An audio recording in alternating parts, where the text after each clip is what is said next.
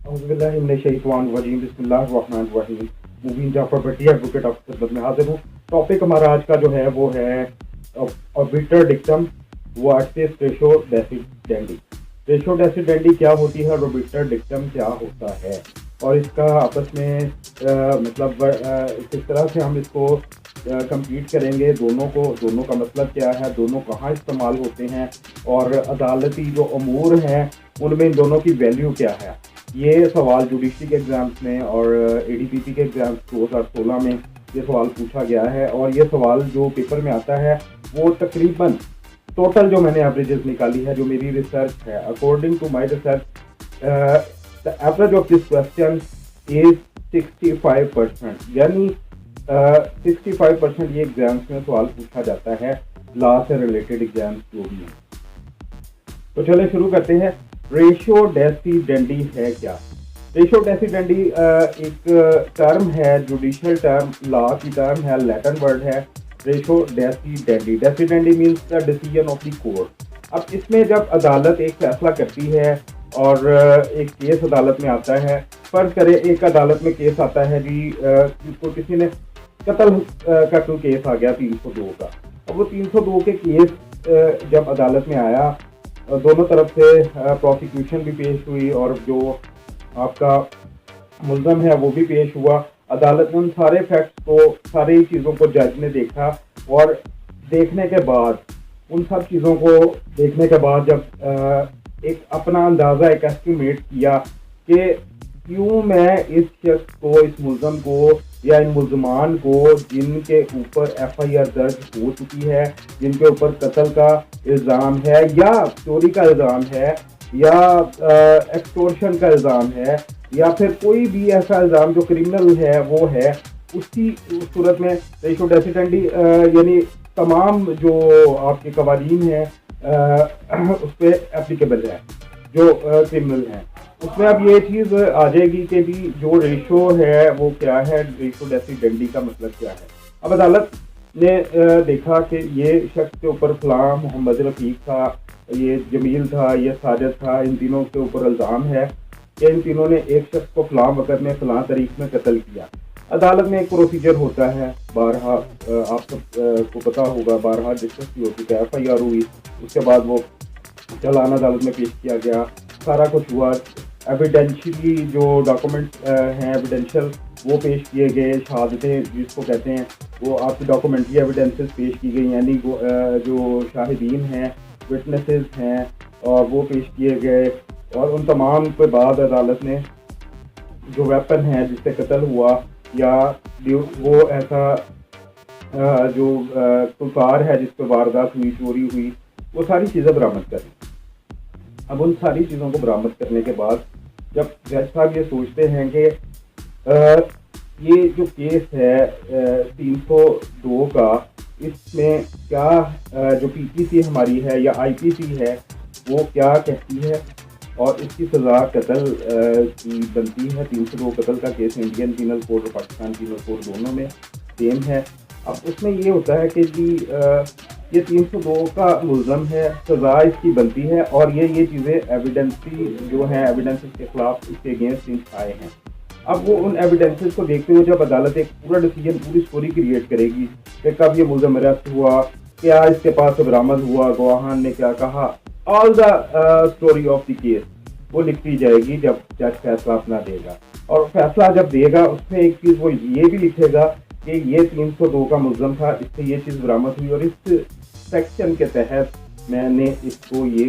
سزائے موت سنا دی۔ وہ جو سزائے موت سنانا ہے اس سیکشن کے تحت، کیونکہ اس سے یہ چیزیں برآمد ہوئی، کیونکہ یہ انوالو تھا، کیونکہ اس کے خلاف گواہی تھی، یہ اس لیے میں نے، یہ میرے پاس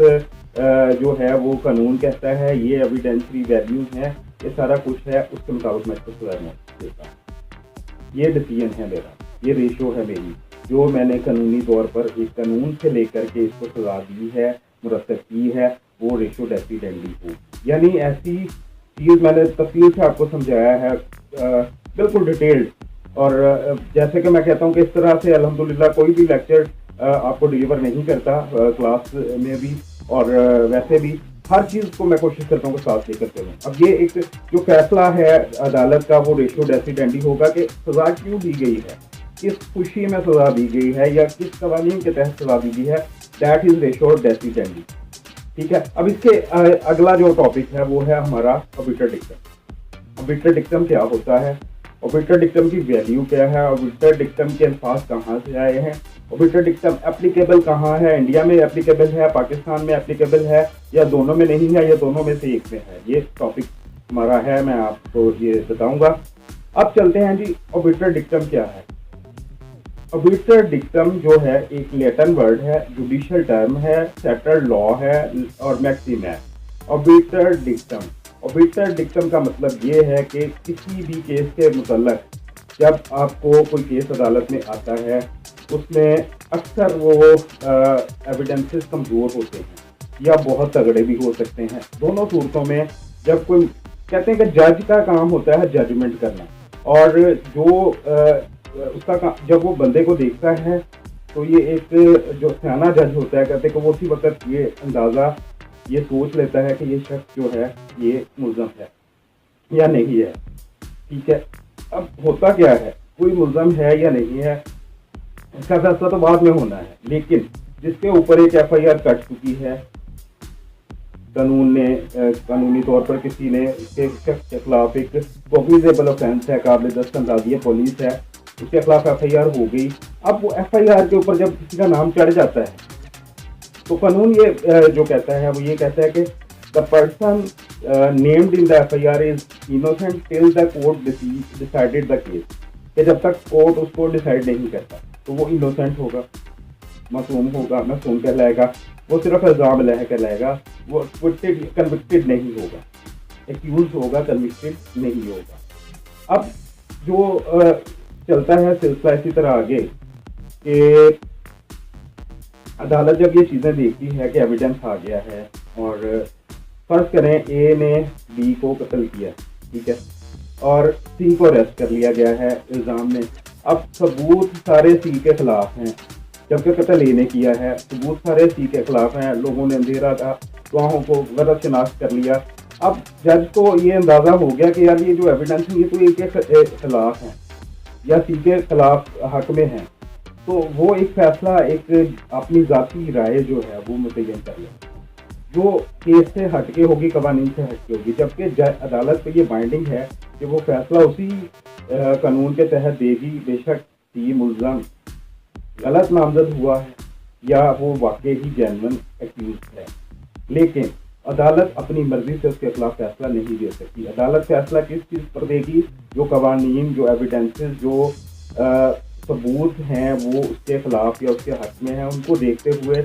सबूतों के तहत वो अदालत अपना डिसीजन पेश करेगी। जबकि जज को अगर ये यकीन भी है कि जो सी है वो मुल्ज़म गलत नामजद हुआ है या वो इनोसेंट है, वो कुछ नहीं कर सकता। तो ये जो ऑबिटर डिक्टम है ये एक ज़ाती राय है जज की अपनी एक ज़ाती राय को ऑबिटर डिक्टम कहा जाता है, यानी उसका केस के ऊपर पाकिस्तान में जो है वो कोई इफेक्ट नहीं होगा, लेकिन इंडिया में ऑबिटर डिक्टम की वैल्यू है। अब इंडियन जो कोर्ट हैं वहाँ अमेंडमेंट हुई है, वहाँ पे ऑबिटर डिक्टम जो है वो आपका एप्लीकेबल है, लेकिन पाकिस्तान में ये टोटली एप्लीकेबल नहीं है। और जो भी यहाँ पे ऑबिटर डिक्टम जज की ज़ाती राय किसी केस के मतलब किसी मुल्ज़म के मतलब होगी, उसकी कोई वैल्यू नहीं होगी, फैसला अकॉर्डिंग टू द केस होगा। ये था ऑबिटर डिक्टम। उम्मीद है आपको वीडियो पसंद आई होगी। चैनल को सब्सक्राइब जरूर कीजिए, बेल आइकन का बटन जरूर दबाएं, दोस्तों के साथ शेयर जरूर कीजिए, लाइक जरूर कीजिएगा। मैं बहुत सारा ख्याल रखूँ, मूवी आपको ज़्यादा कीजिए।